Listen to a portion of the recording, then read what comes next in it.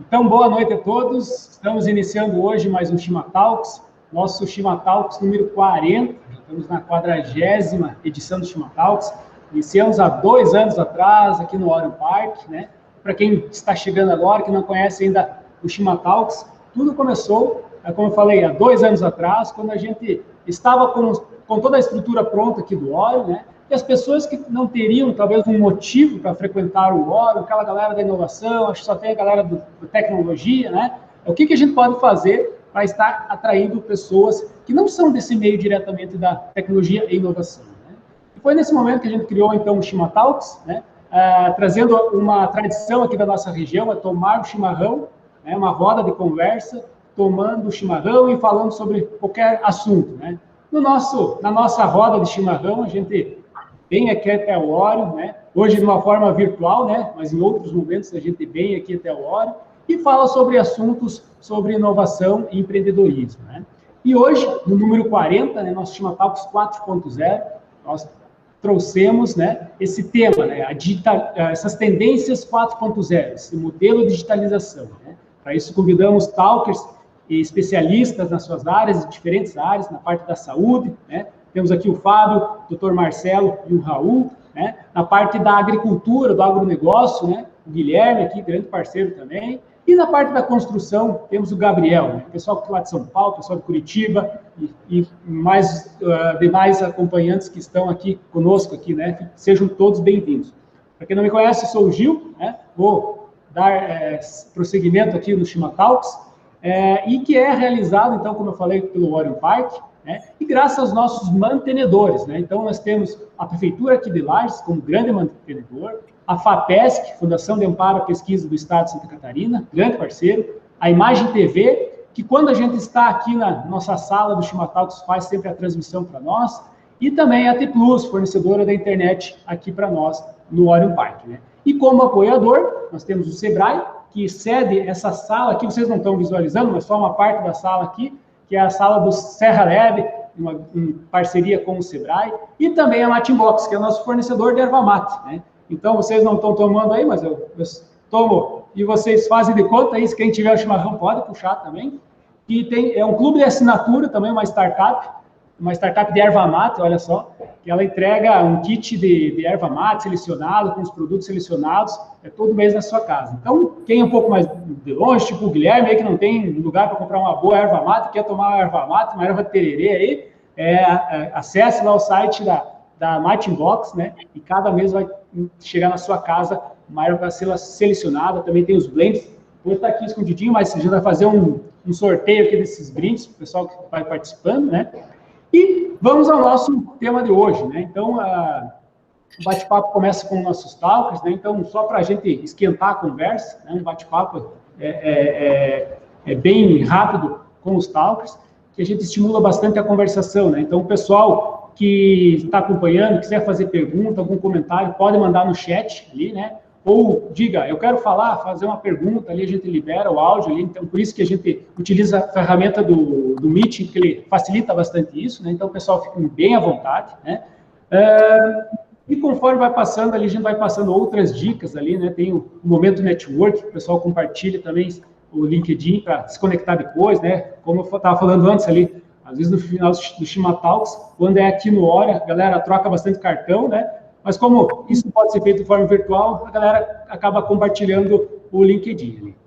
Então tá, vamos começando então. Então já peço para o Gabriel, que é da parte da construção, né? Então esse segmento que de grande importância ao nosso país aqui, né? Acho que a infraestrutura, né, ela parte muito disso, né, a parte de construção, né? E também traz muitos desafios, né? Está com a Connect Data, startup, que também foi indicada pelo pessoal da Hards, lá de Florianópolis, né? O pessoal que está acompanhando ali o processo de pré-aceleração. Então, Gabriel, o que você tem a dizer para nós aí dentro da construção? Qual a visão? Como que vocês atuam no mercado, né? E esse momento agora de digitalizar, essa forçada, né? A transformação digital que está acontecendo agora. Como você vê esse segmento visualizando essas oportunidades, esses desafios, né? Do 4.0. Seja bem-vindo, Gabriel. Bom, boa noite, muito obrigado pelo convite, muito feliz de estar aqui com vocês. É, E assim, o Connect Data é uma história meio maluca, assim, a gente começou mesmo em 2014, o conceito da Connect Data, né? A gente surgiu lá na Universidade de Cambridge, na Inglaterra, eu estava fazendo uma extensão, então todo o conceito começou a partir de lá, mas nós fundamos em 2016, também numa transição, eu era da área executiva, minha formação é engenharia civil, era sócio de uma consultoria aqui em São Paulo, onde eu atuava com grandes empresas, principalmente na parte de gestão, e decidimos aí fazer essa transição. E para isso, nosso foco sempre foi internet das coisas, inteligência artificial, para aplicação diretamente na produção em canteiro de obras.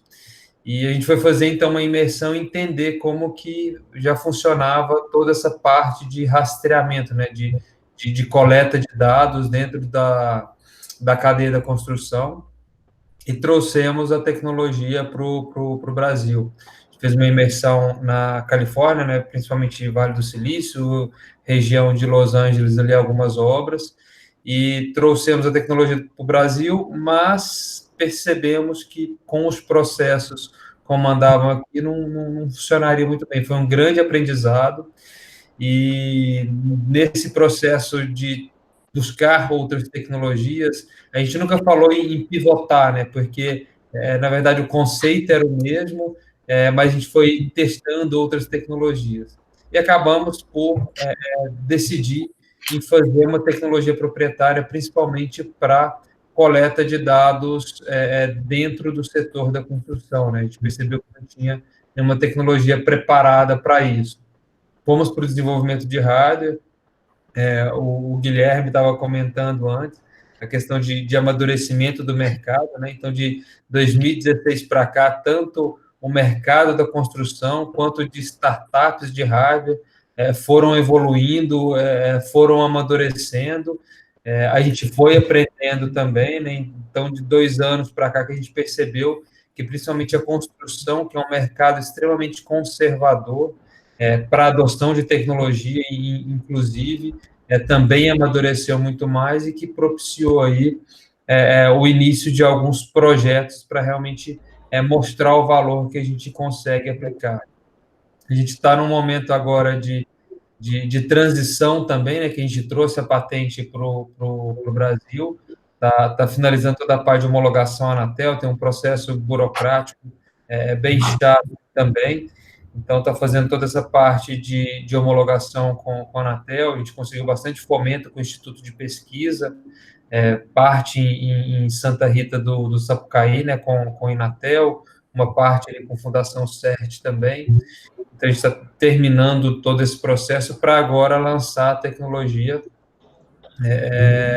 para crescimento mesmo, né? O objetivo agora é crescer, é pegar mercado, e num momento de transição agora do mundo, né? Porque veio esse impacto aí que a gente não esperava da pandemia, que fez a gente replanejar, né? Voltar na estratégia, tudo que a gente tinha planejado no final de 2016, a gente está replanejando agora. Tem enfim, em relação ao negócio, né? Acho que em relação geral não tem nada positivo, mas em relação ao negócio, algumas questões voltadas para distanciamento, como a gente trabalha, né, com rastreamento, com localização. Então, essa questão de distanciamento, de enxergar a gestão à distância, sem a necessidade de alguém coletando os dados, né? Então, é totalmente sem ação humana. Então, isso é ponto positivo para o negócio, mas tem toda a questão de paralisação da atividade empresarial, né? Então, tudo que foi sendo construído lá atrás, o pessoal parou, né, levou um susto, não, vamos esperar a quarentena, vamos ver o que vai acontecer depois desse período, e a gente dá continuidade aí. Mas eu acredito que é um grande desafio, né? Eu acho que esses momentos trazem oportunidades também. Startup é sempre desafio, né? Um atrás do outro aí, e é mais um momento aqui que a gente está ultrapassando, e confiante, né? Que isso tudo vai trazer bons frutos aí para a gente também. ensinar a gente bastante a outra forma de se relacionar, de conviver, de avaliar dados, avaliar informações, para que a gente consiga apoiar tanto o setor da construção, quanto outros setores também, né? A gente fala muito do setor da construção, mas a tecnologia ela é aplicável em outras indústrias, né? Principalmente indústria de base, mas também em outros setores aí.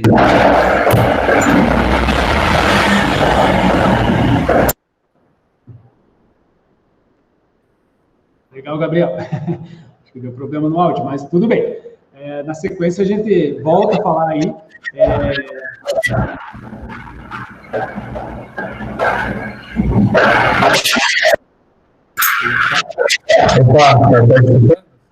Tá bastante chiado. Deu um chiado ali. Agora parou. Agora parou. Ah, tá. Parou. Se quiser voltar alguma coisa e questionar, eu estou à disposição aqui também. Então tá, com certeza na sequência a gente volta a falar aí, bem legal, bem desafiador, como você falou, né, a área da construção civil, né, tem bastante coisas a ser melhoradas, processos, enfim, né, a gente não sou muito dessa área, mas a gente acompanha, né, muitas percas de produtos, de material, enfim, né, então isso é algo bem desafiador, bem nessa linha que você falou mesmo, né.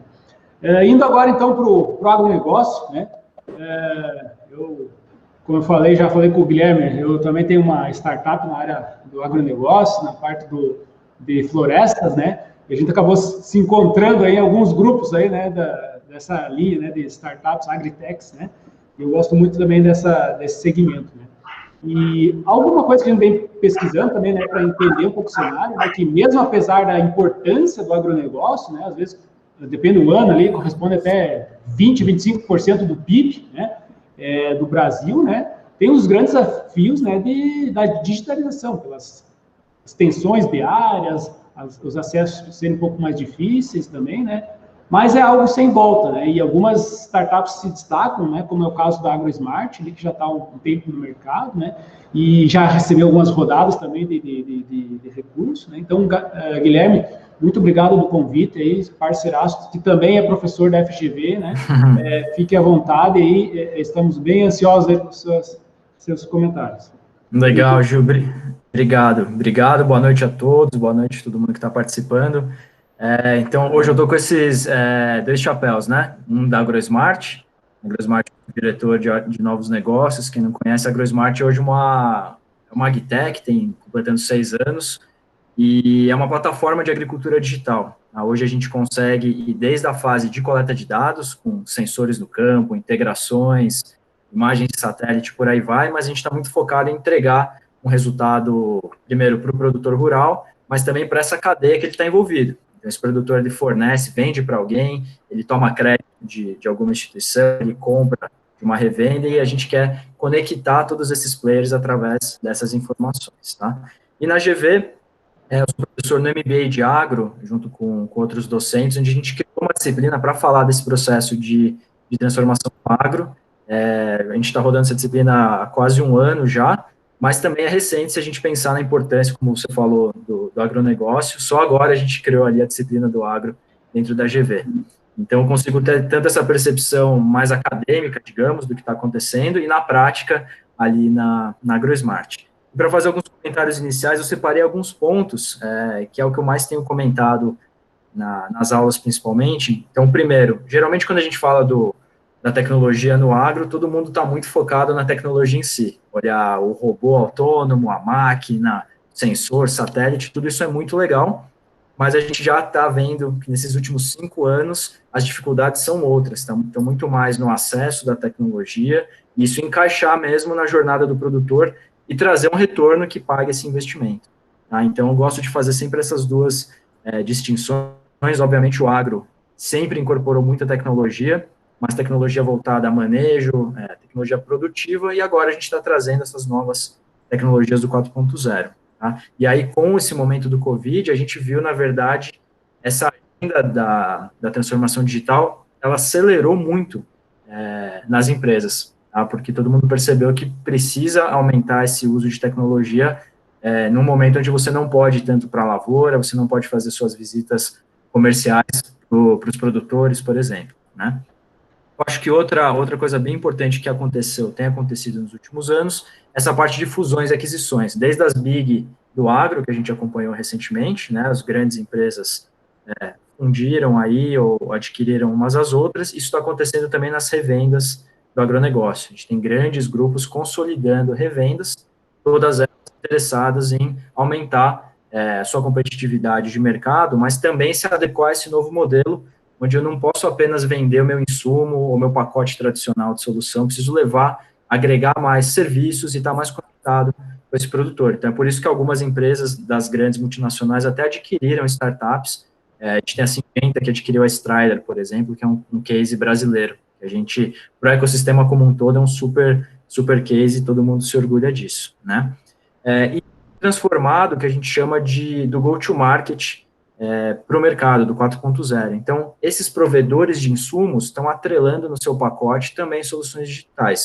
Ou porque o produtor precisa, obviamente, de novas tecnologias para melhorar o seu cenário produtivo aí, mas a gente também teve uma inundação de agtechs nos últimos anos. Os últimos levantamentos mostram que a gente tem mais de 1.000 agtechs no Brasil. Então, imagina que essas 1.000 estão batendo na porta do produtor, oferecendo mais ou menos uma proposta de valor parecida, prometendo aumento de produtividade ou redução de custos, e os produtores estão com dificuldade agora de absorver, saber separar essas soluções e juntar as informações também. A gente tem muitas startups que trabalham em silos, que a gente chama, né?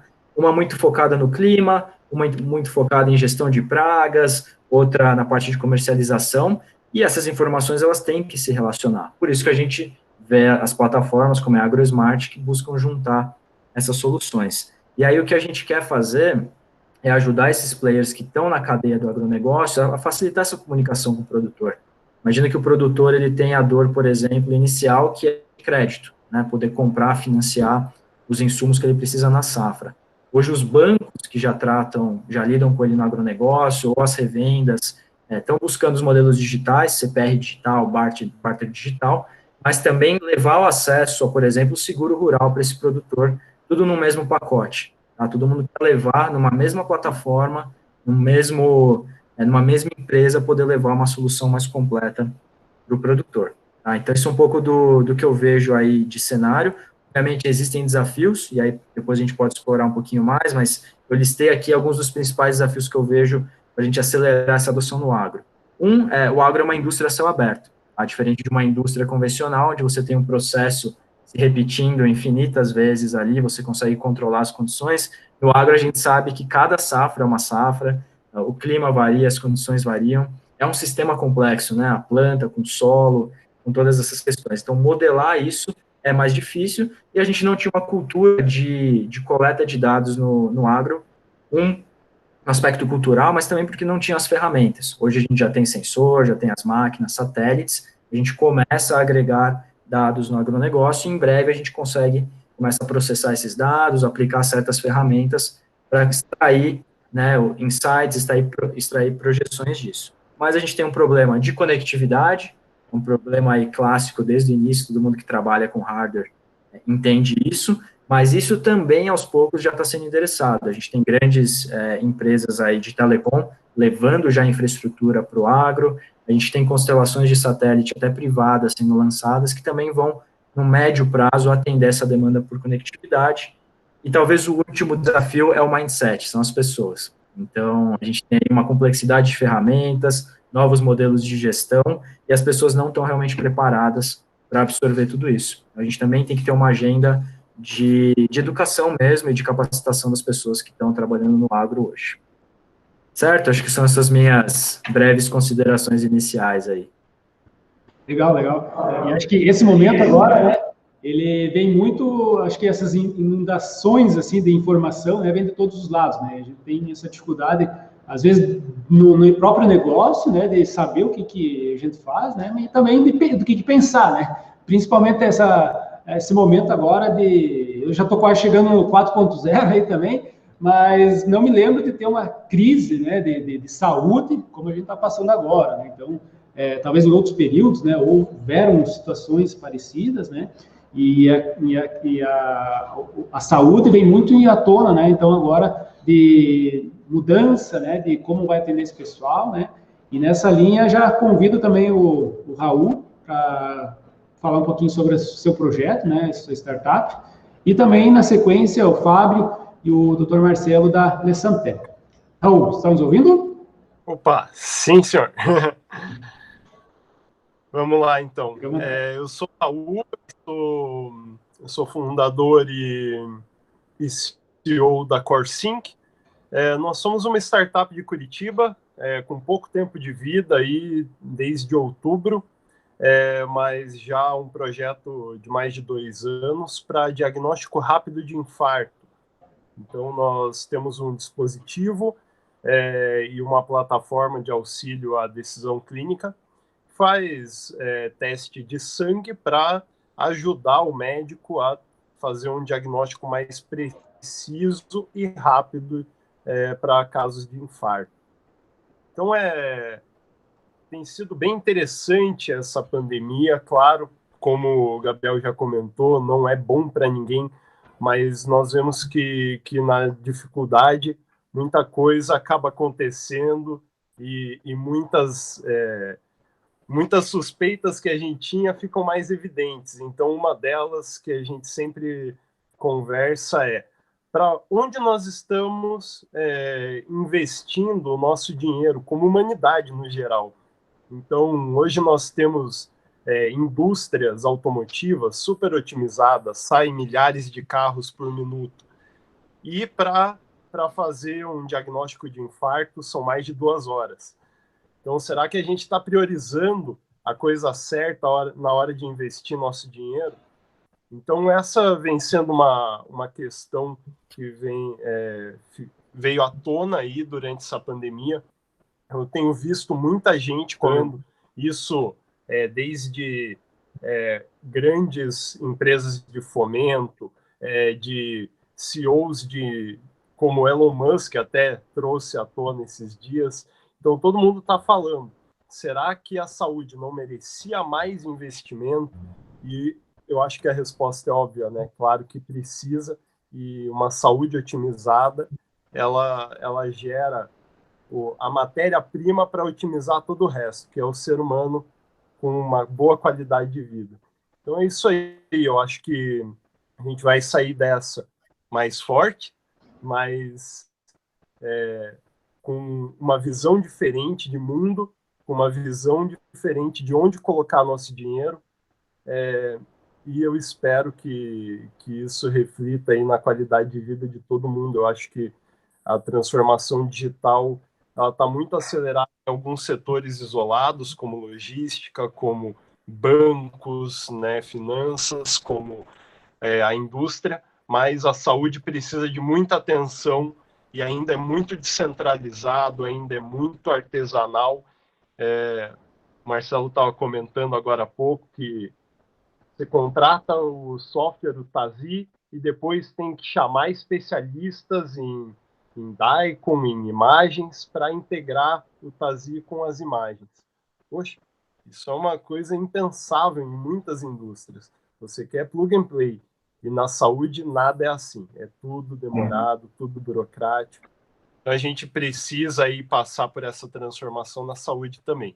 Eu espero que essa pandemia deixe para nós alguma coisa de bom, que é a herança de focar na saúde, investimento, em transformação digital na saúde, que vai ser o futuro. É isso aí. Obrigado. Legal. Marcelo e Fábio, vocês já querem complementar ali? Boa noite a todos, né? Meu nome é Marcelo Seron, eu sou oncologista clínico e sou sócio proprietário da clínica Le Santé, aqui de Lages, Santa Catarina, né, interior de Santa Catarina, uma clínica especializada em tratamento de câncer. E a gente está agora num momento onde a gente adquiriu, né, uma nova tecnologia, que é um TrueBeam, que é um aparelho de radioterapia, uma empresa americana, da Varian, e a partir do momento que a gente acionar essa nova tecnologia agora nas próximas semanas, a gente passa a mudar de patamar e passa a ser um Cancer Center, que é um modelo americano, onde você tem todas as tecnologias integradas no tratamento do paciente oncológico. a gente até vai passar a se chamar Santé Cancer Center, que é uma nova identidade. Na área de medicina, a gente tem vários nichos, várias especialidades, como o Raul estava falando, e cada uma tem uma realidade muito, muito diferente da outra, assim, né? Muitas particularidades, na verdade. E a oncologia, o tratamento do paciente com câncer, é uma área onde a tecnologia cada vez mais se faz necessária. Na prevenção, a gente vai ter ferramentas a médio prazo de prevenção, de teste de DNA, de identificação de riscos individuais de cada paciente, que vão revolucionar essa área. E na área de tratamento, que é o que a gente no momento foca mais, essas tecnologias, como a radioterapia que a gente está trazendo, vão se agregar aos tratamentos tradicionais, né, quimioterapia, imunoterapia, hormonioterapia. Eu sempre que eu converso sobre oncologia, é sempre importante reforçar que hoje em dia, cada vez mais, a curabilidade do paciente portador de câncer é cada vez maior. Então, a gente tem hoje em dia paciente que tem o diagnóstico de neoplasia de mama, a gente bate em 80% de curabilidade. Está falando em cura. Pacientes com tumor de próstata têm uma curabilidade muito alta. E, claro, infelizmente não são todos os casos, mas mesmo naqueles casos de tumores, de neoplasias, onde você faz o diagnóstico já numa fase forte da possibilidade de cura, o que está vindo de tecnologia para cronificar essas situações tem sido uma velocidade muito grande. O advento da imunoterapia, que é um evento totalmente novo de tratamento, onde você desperta o sistema imunológico do paciente para que ele combata a doença, já é uma realidade em várias situações, já está disseminado no mundo todo, e isso tem sido uma velocidade muito grande. Com o advento da pandemia, a área de oncologia foi muito delicada, porque, por um lado, você não pode atrasar tratamentos na nossa área. Assim como no caso do Raul, na parte de cardiologia, tem situações que você não pode dizer fique em casa e vamos começar o tratamento daqui a 4 meses. Isso diminui curabilidade, né, em várias situações.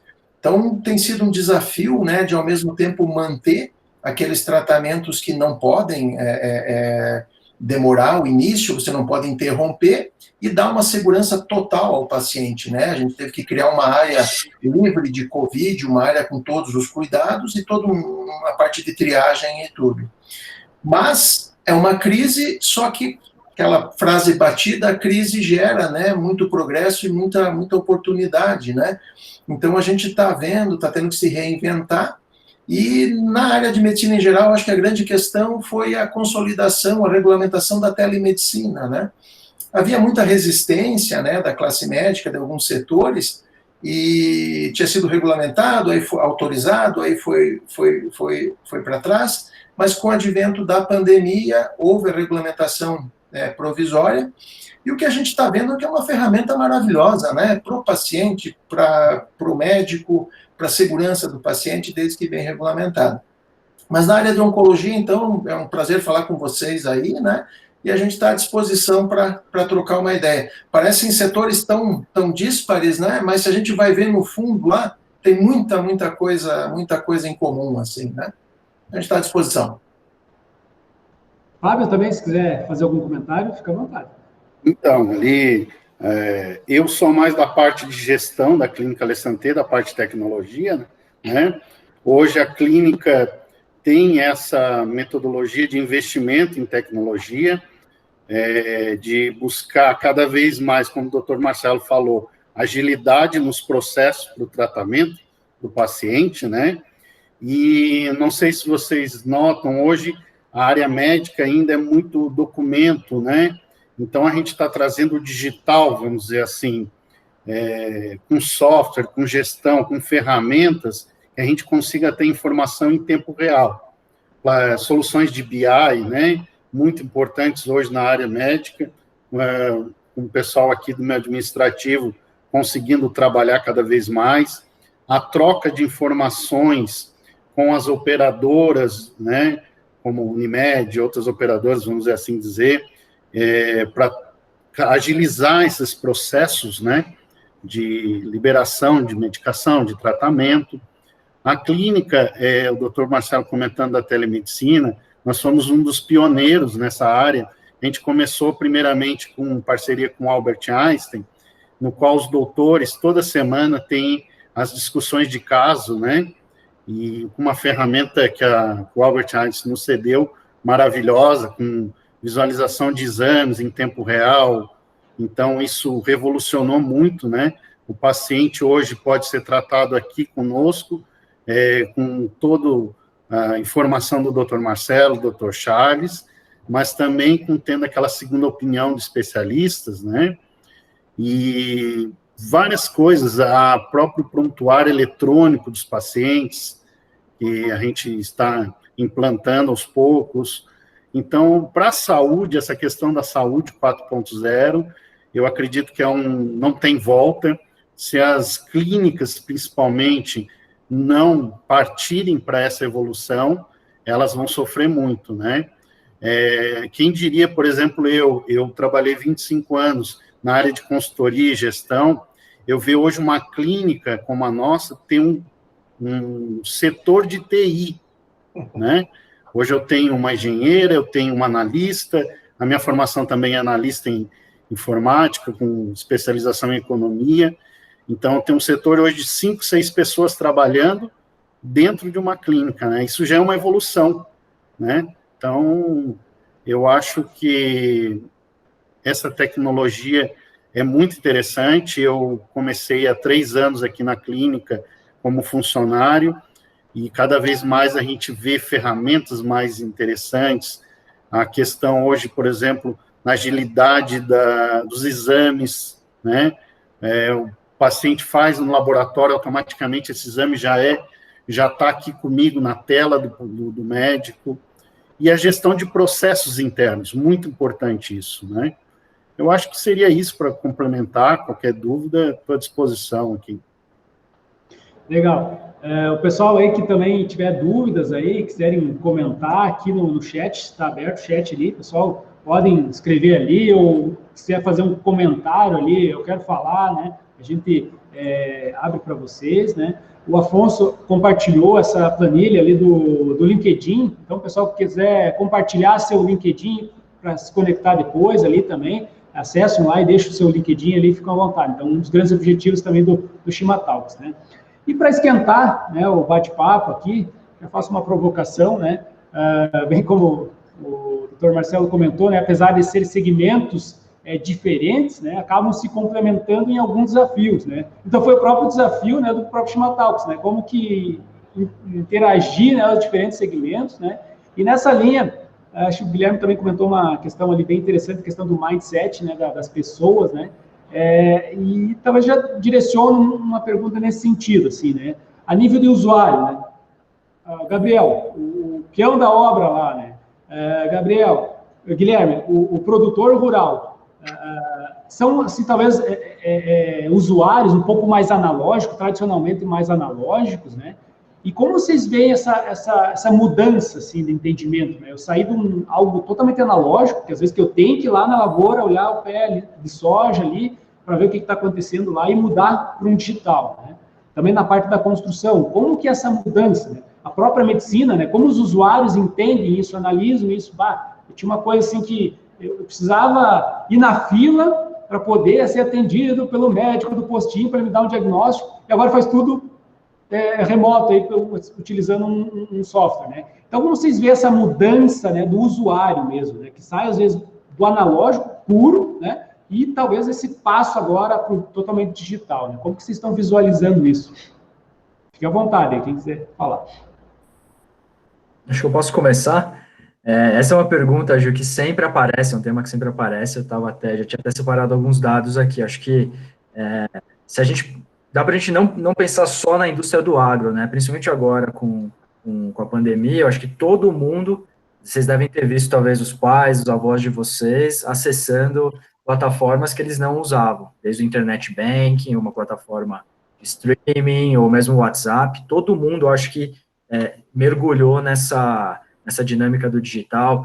pedir compra, por exemplo, coisas assim, né? E o que a gente está vendo no agro é a mesma coisa, assim, o produtor rural, ele é uma pessoa também, que está conectado na sociedade da mesma maneira. Existe um mito de que o produtor, ele é offline, ele não gosta de tecnologia, e a gente tem visto cada vez mais pesquisas mostrando justamente o contrário. Principalmente, a gente está tendo uma mudança também geracional no campo. Então, tem pessoas mais jovens, a próxima geração, assumindo os negócios que já vem com esse mindset. E eu acho que você, Ju, deve ter visto, rodou bastante uma pesquisa da McKinsey, essas semanas aí, os resultados da mente do agricultor na era digital.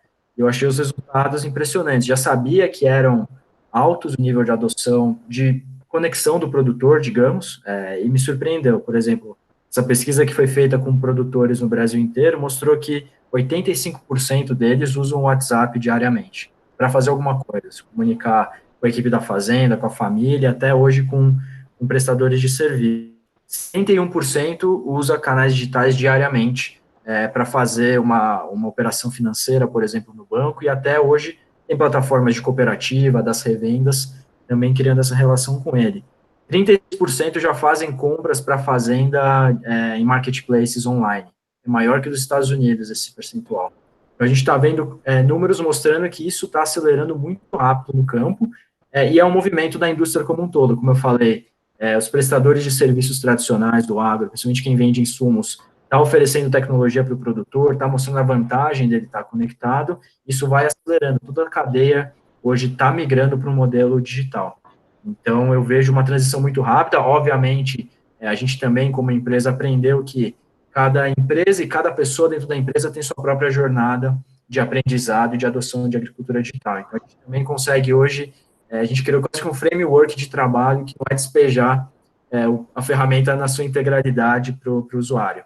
A gente vai picando essa ferramenta, ajudando ele na transição das atividades e como incorporar isso no dia a dia. A gente sabe que, às vezes, a frustração pode ser muito alta de você oferecer uma ferramenta que muda completamente o dia a dia da pessoa e ela acaba largando quando tem uma dificuldade. É assim com a gente, né? Quantas vezes você não pegou, baixou um aplicativo, um software, teve uma dificuldade e, apesar de saber do benefício que ela podia trazer, você deixou de lado. Então, a gente toma esse cuidado também de criar essa cultura, e aí envolve treinamento, capacitação, coisas que a gente já falou. Mas, para resumir, enfim, o produtor está se conectando e cada vez mais isso, assim como a sociedade como um todo, está se transformando muito rápido. Isso vai acelerar, com certeza, nos próximos meses e anos aí. Legal, legal. E nos outros segmentos, como vocês estão visualizando isso? Acho que eu posso comentar? Tá. Na verdade, como a gente vinha conversando antes, né, na parte da saúde, da medicina, há uma certa resistência, principalmente da geração um pouco mais antiga, né, com relação aos avanços tecnológicos, à telemedicina, mas aquilo que a gente vem falando, não existe você querer barrar isso, ou você tem que se adaptar, se modernizar, porque é a mesma coisa que aconteceu com a Netflix, com o Uber, a sociedade toda está se movendo e cada vez mais rápido, cada vez de maneira mais exponencial. E a telemedicina, na verdade, a gente já faz um certo tipo de telemedicina há algum tempo, que é o WhatsApp, né? Eu, por exemplo, todos os meus pacientes têm o meu WhatsApp. 24 horas, dentro do possível, a gente está ali dando retorno e tudo.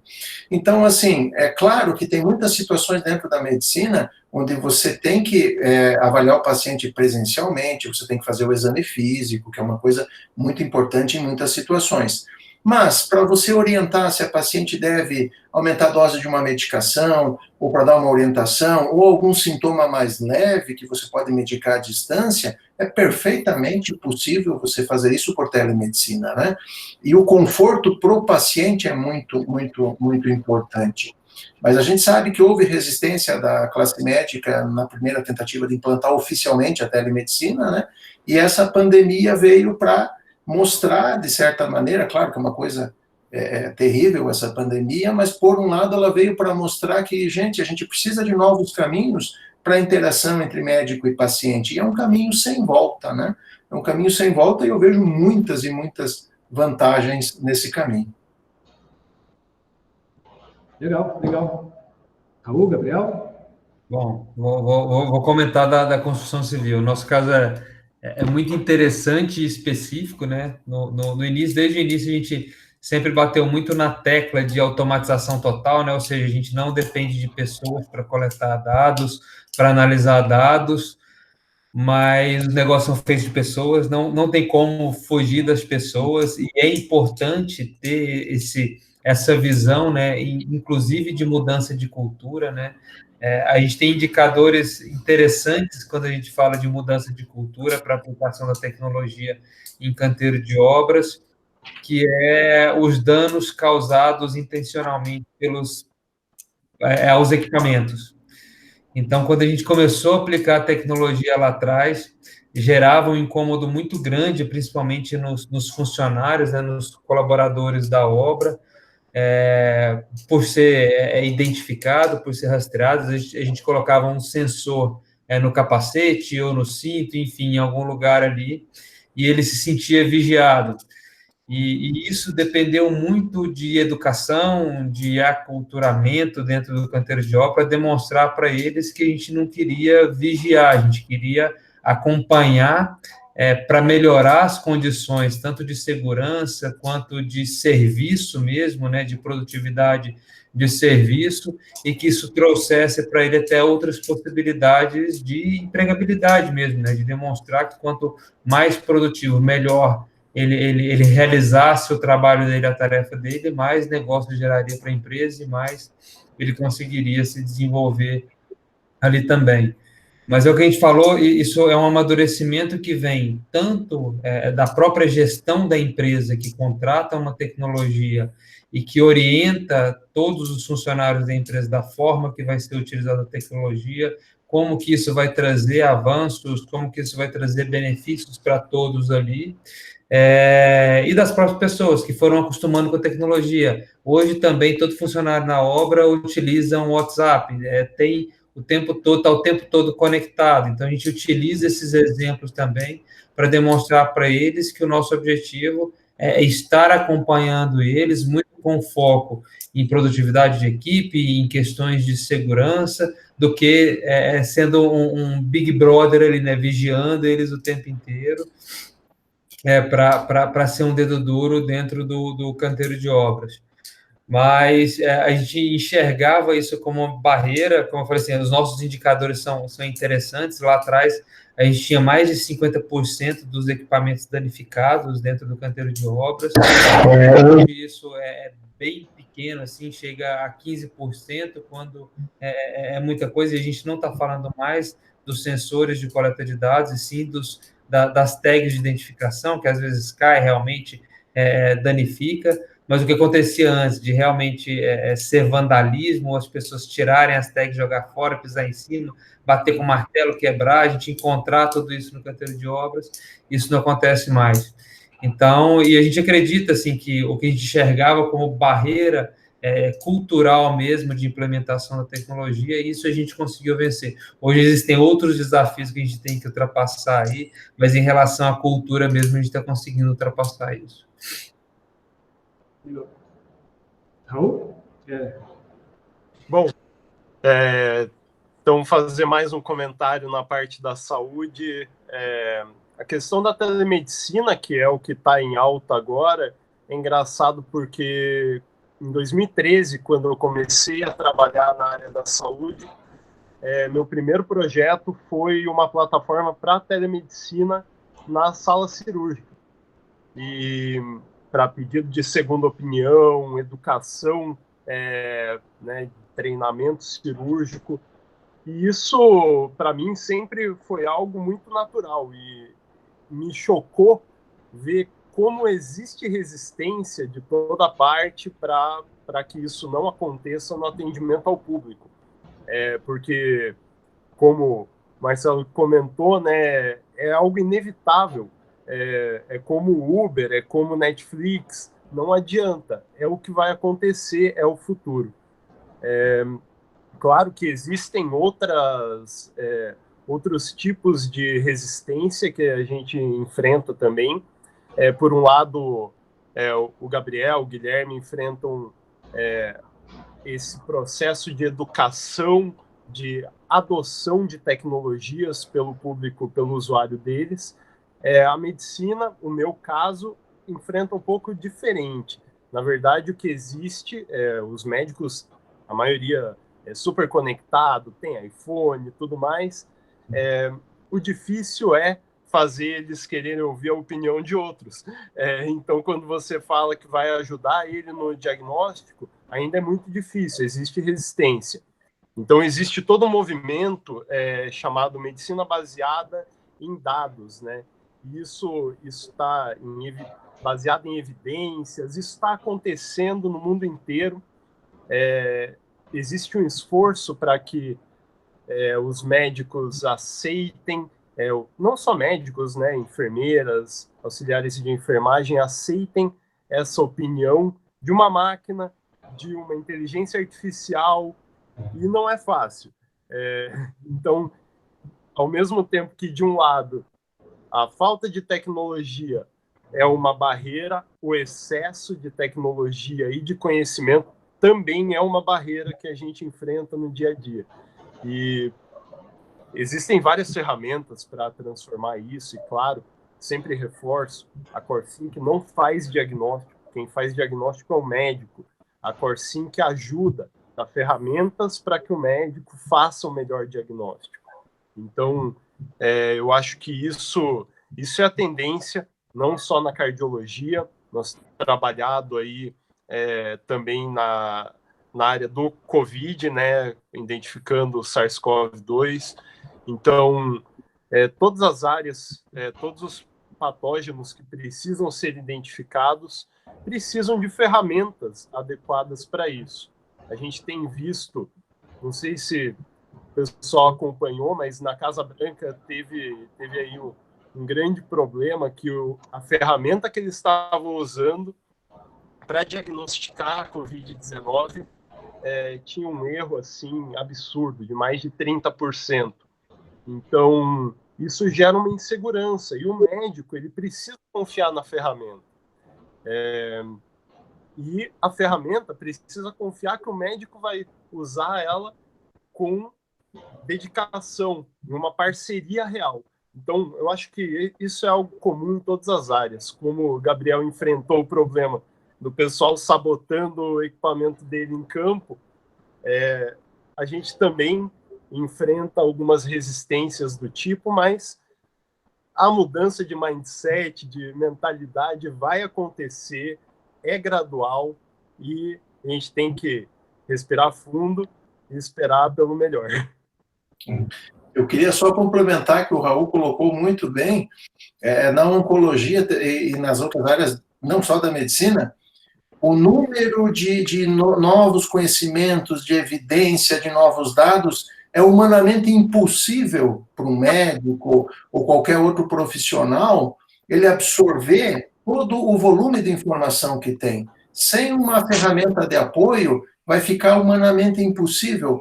O conhecimento dobra numa velocidade espantosa. Na oncologia tem o Watson, que é oncologia cognitiva, que é justamente uma ferramenta que tenta espremer todos esses dados novos que estão vindo. É uma ferramenta de auxílio cognitiva para o médico, porque vai ser humanamente impossível a gente saber todos os milhões de trabalhos sobre determinada patologia. Então, é mais um exemplo de que a telemedicina e as ferramentas de tecnologia para a medicina vieram para ficar. E um exemplo prático aqui, a gente está no interior de Santa Catarina, né? E é muito comum em oncologia, em casos mais delicados, casos mais fora do dia a dia, a gente mesmo, como profissional, indicar uma segunda opinião, uma terceira opinião, ou consultar um expert naquela patologia mais rara. E até um tempo atrás, o paciente tinha que pegar o carro em Lages, dirigir 3 horas até Florianópolis para ir no aeroporto, para voar até São Paulo, para fazer uma consulta com o expert no Sírio, no Einstein ou na BP, por exemplo. E hoje nós temos a ferramenta de teleconsulta à distância, a gente digitaliza todos os exames do paciente, encaminhamos para a equipe do Einstein, que a gente tem uma parceria, e a gente faz uma teleconsulta com a equipe especializada, por exemplo, em neoplasias, em sarcomas raros. A gente faz e depois passa para o paciente aqui de Lages toda a consulta gravada da equipe de São Paulo, a opinião da equipe de lá, em consonância com a nossa equipe, sem o paciente precisar se deslocar, sem ter o custo, sem ter isso tudo. Então, não tem mais como fugir disso, né? E veio para o bem de todas essas ferramentas aí. Gil, eu gostaria de complementar. Eu vim da área de telecom, né? Trabalhei em operadoras e vi essa evolução da internet, né? Comecei naquele tempo, eu sou também do 4.0 já, comecei naquele tempo do acesso discado, né? Montei muitos provedores, e até o Guilherme, que é da área de agronegócio, é um caso que eu nunca me esqueço, que um dos primeiros provedores de acesso discado era para os cooperados da Cooper Campus de Campos Novos.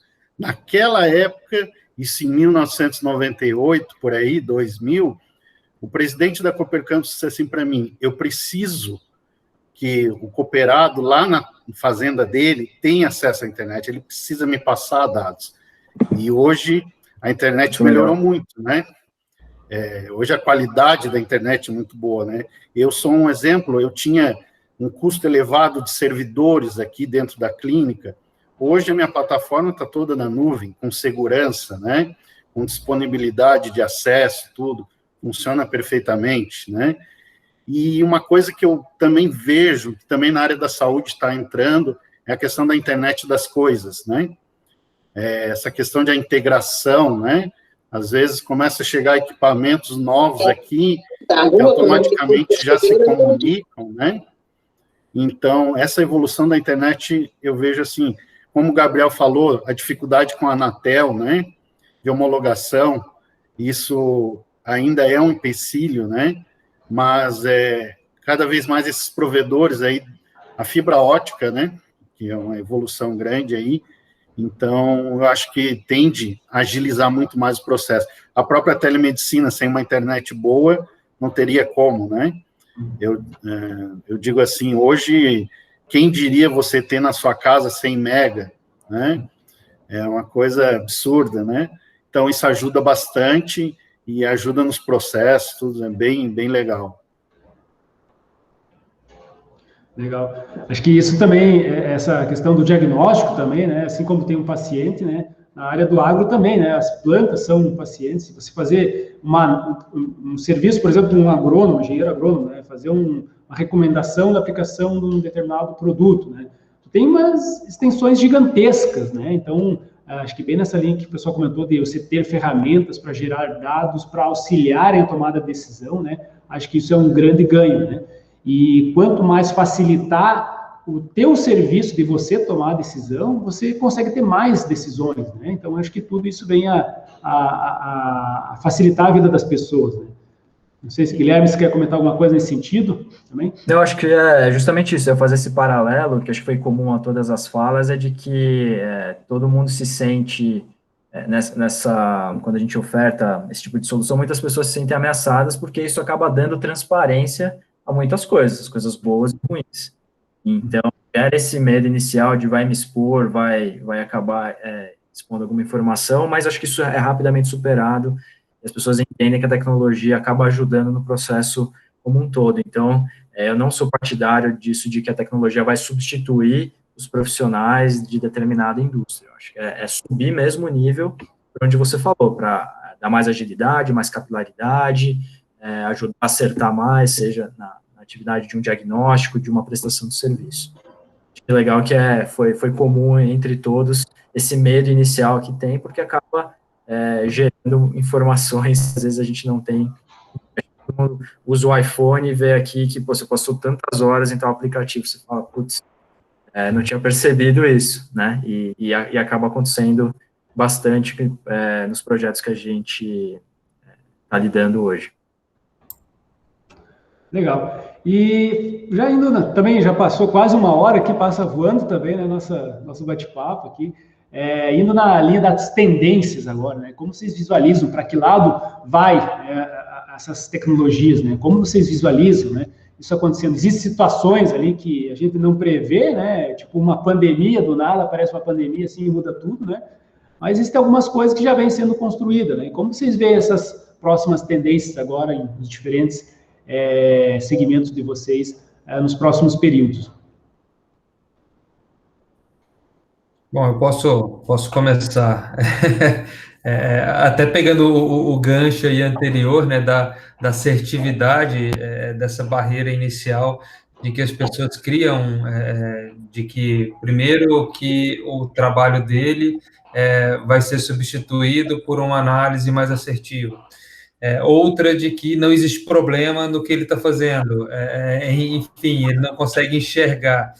E quando quebra essa barreira, a gente consegue demonstrar, né, que muitos dos dados, indicadores avaliados atualmente, eles estão incorretos. A gente consegue ser mais assertivo, consegue buscar mais dados, gerar mais informações, gerar correlações que a gente não consegue fazer isso como nosso cérebro, né, e demonstrar que realmente tem outros benefícios. E quando a gente fala de tendência, está muito voltado para isso ainda, né?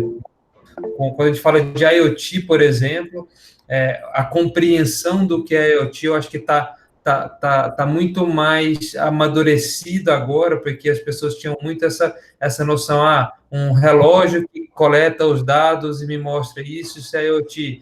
Na verdade, não é. Tem o equipamento ali, mas a inteligência dos dados, o que vai ser a internet das coisas, de que forma que isso vai ser centralizado, que vai ser avaliado e que vai te gerar benefícios de informação a partir daí, né?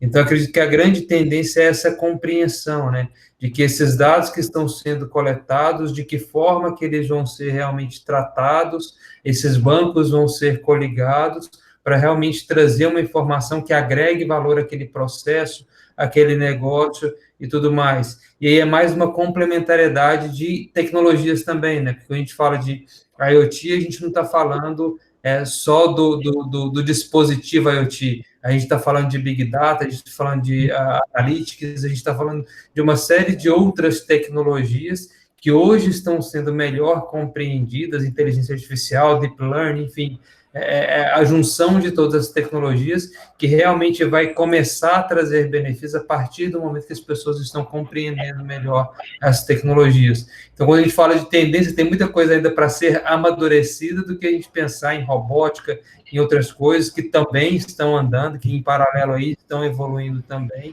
mas tudo que a gente trabalha hoje tem muito ainda para entregar de benefício também. Legal, legal.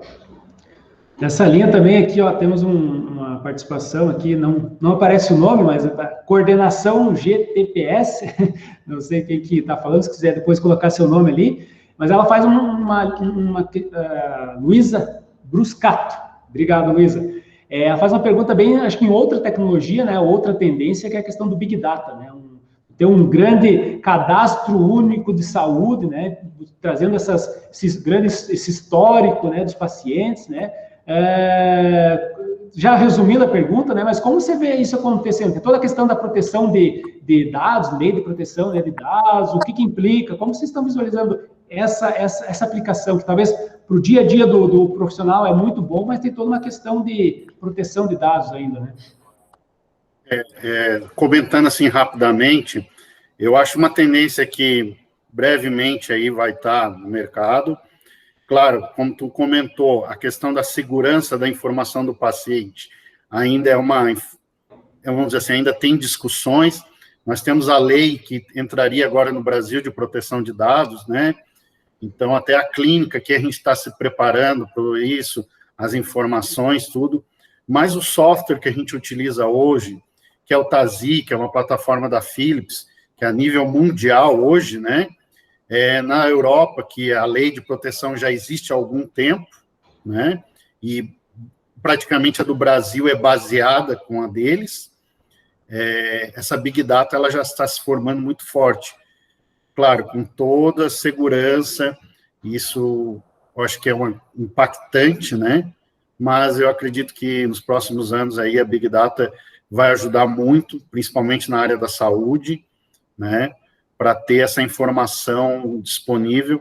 Claro, como o doutor Marcelo sempre me fala, a gente é muito importante, a gente está mexendo com uma informação sensível do paciente, né? Então, por exemplo, aqui na clínica, somente os médicos tem acesso a isso. Hoje, a gente não tem nem acesso às informações sensíveis do paciente. Qualquer usuário aqui dentro, só aparece o nome do paciente, demais informações, elas ficam em negrito ali, não aparecem, né? Porque, como vocês sabem, um vazamento de informação aí hoje está acontecendo diariamente, né? Cada avanço traz problemas novos para serem resolvidos, né?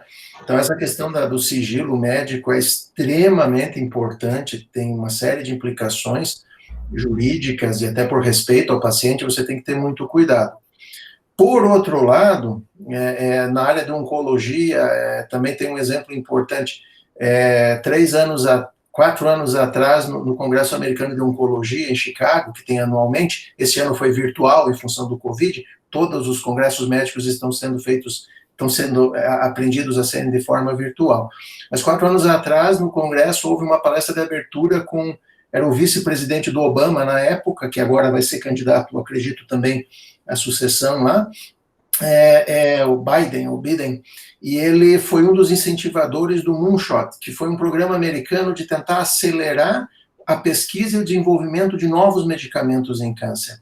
E uma das diretrizes, eu estava presente lá e assisti a palestra dele, uma das diretrizes e dos estímulos do governo americano era de que os vários centros de câncer americanos compartilhassem informações sobre os seus pacientes no seguinte sentido: eu tenho um paciente lá com uma doença rara, um tumor de células da granulosa extremamente raro. A gente não vai ter evidência, publicação, dados científicos suficientes no mundo para tomar algumas decisões. Mas, se você tiver acesso a como evoluiu, que tratamentos foram feitos para pacientes iguais a essa que estão na minha frente, em todos os centros americanos, nos ajuda na nossa decisão aqui também. Uma decisão compartilhada, e você vai acompanhando a distância unificado. Claro que vem a questão do sigilo médico, mas há ferramentas, há maneiras de você compartilhar informações entre médicos para tomar decisões compartilhadas. Então, esse foi um dos núcleos, né, do Moonshot americano para tentar acelerar a oncologia. Justamente compartilhar informações de prontuários de pacientes naquela questão de coisas, de informações que podem gerar benefício para outros pacientes na mesma situação. Nossa, queria fazer um comentário. Desculpa, interrompi. Acho que você está na mesma... Vai na linha da medicina, depois eu mudo pro agro. Pode falar. Obrigado, Guilherme. Então, só complementando, não vou me estender muito, mas complementando aí o que o Marcelo e o Fábio comentaram, e também respondendo a pergunta da Luísa, infelizmente, eu acho que a gente ainda está um pouco longe de um prontuário totalmente integrado para o mundo inteiro, mas, como o Fábio falou, o TASI é um passo imenso em direção a isso, o DataSUS, existem vários movimentos em direção a isso, e a parte de prontuários eletrônicos está evoluindo muito. Que o Marcelo falou agora também é bem interessante, que sabendo o que acontece com um paciente ou com 1000 pacientes com determinada condição, você tem condições, você tem ferramentas para aplicar estatística, aplicar uma inteligência artificial e prever, baseado em evidências, o que pode acontecer com o seu paciente. Isso é algo que a CoreSync faz. A gente analisa o histórico, os resultados de exames de pacientes infartados e, baseado no resultado do seu paciente atual, a gente faz assim, você provavelmente tem com esse paciente chances de ter esse prognóstico, de ter essa evolução.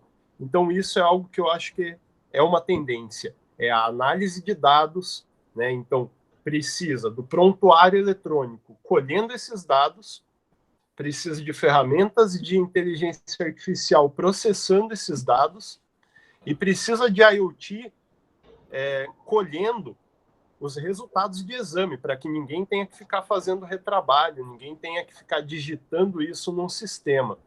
Então, tudo isso são tendências. E outra tendência que é bem interessante na área da saúde é a descentralização.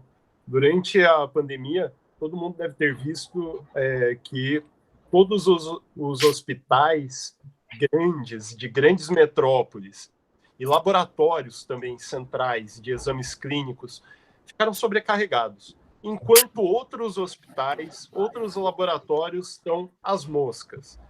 Então, isso é uma tendência, é descentralizar, deixar de levar para os grandes centros, deixar de levar para um hospital central numa capital, deixar de levar para um laboratório de análises clínicas na capital do estado e fazer isso de forma descentralizada.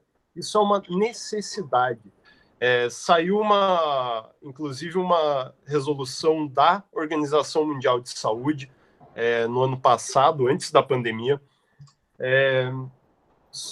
sobre a Europa e a necessidade de descentralizar o atendimento de saúde na Europa. Eles têm um problema pior que o nosso, porque muitas vezes é um no país, não um por estado. Então, você às vezes tem que viajar 6, 10 horas para ter um atendimento adequado, para ter um diagnóstico adequado. A descentralização é necessária e vai acontecer naturalmente, é uma tendência. Tá? Centralização de exame, de tratamento, de tudo. Todo o sistema vai ser descentralizado, vai ser fragmentado aos poucos, né? Divide and conquer. Então, dividir para conquistar, gente. Não adianta. Não vai ser uma capital sozinha que vai carregar um estado. Por isso que é bacana ver um papo desse aqui com o pessoal do interior. Isso aí é muito importante. Legal. Fala, Guilherme. Legal, vou ser breve também para a gente não estourar o tempo, mas eu acho que se for para falar de uma das tendências aí para o agro, é justamente essa questão do compartilhamento de dados. A gente está vendo várias plataformas, startups que sejam, trabalhando nesse sentido, né, pegando e ajudando produtores a declararem suas informações de produtividade, quanto pagou por um insumo, qual cultivar usou e qual resultado teve, e mostrar isso para fazer um benchmark mesmo, né? Na sua região, tais cultivares tiveram a melhor performance, pagou-se em média tal preço. Então, tem um case muito legal nos Estados Unidos, que é a Farmers Business Network, que foi criada por produtores para dar visibilidade para produtores, e aqui a gente tem no Brasil várias ferramentas nesse mesmo sentido. Então, acho que é uma tendência muito forte, o produtor entendeu que é uma vantagem, ele ter os dados documentados, dados históricos, vai ajudar na hora dele pedir um crédito e mostrar que o risco dele é menor, por exemplo. Então, aquela ameaça do que vão fazer com o meu dado, hoje já está mudando um pouquinho. O produtor entende o valor de possuir o controle desse histórico da informação com ele. Legal, Guilherme. Já passamos aí 1h10 do nosso Chimatalks aqui. Nós vamos só encerrar a gravação ali, mas a Luísa já fez uma outra pergunta ali, que daí a gente pode estar voltando na sequência. Então, nós vamos para o nosso sorteio aqui, do nosso kit aqui do Matinbox, né? Então, o Guilherme aqui, que foi o último que falou, então já peço para o Guilherme dizer o número de 1 a 17, Guilherme. A Isa passa para nós quem será o Felizardo. Vamos lá, 12. 12, Lucas Macari Moreno. Lucas Macari, tá aí? Eu tô vendo ele aqui no chat, não sei se ele está presente. Ah, o Lucas, acho que eu conheço o Lucas. Então, aí, ó, tá assim. Apareceu. Legal, Lucas. Então, tá aqui teu kit. Não sei se está em Lages, mas se não tiver, a gente manda para você aqui. Ô, Lucas, acho que tá em Floripa ou tá em Lages? Eu tô em Lages. Opa, então tá mais fácil. Tudo de boa. Caminho do ônibus. Legal. Parabéns, Lucas. Obrigado. Então, pessoal, então vamos só encerrar a gravação aqui. Então, obrigado a todos os talkers, a todos que nos acompanharam até agora, né? Obrigado aos nossos mantenedores, a Prefeitura de Lages, a FAPESC, a T Plus e a Imagem TV, como apoiadores o Sebrae Santa Catarina e também a Matinbox. No dia 23 a gente volta com mais um Chimatalks, né? Outro tema aqui falando sobre inovação e empreendedorismo, e aguardamos todos até o dia 23. Um abraço e até lá. Obrigado. Um abraço.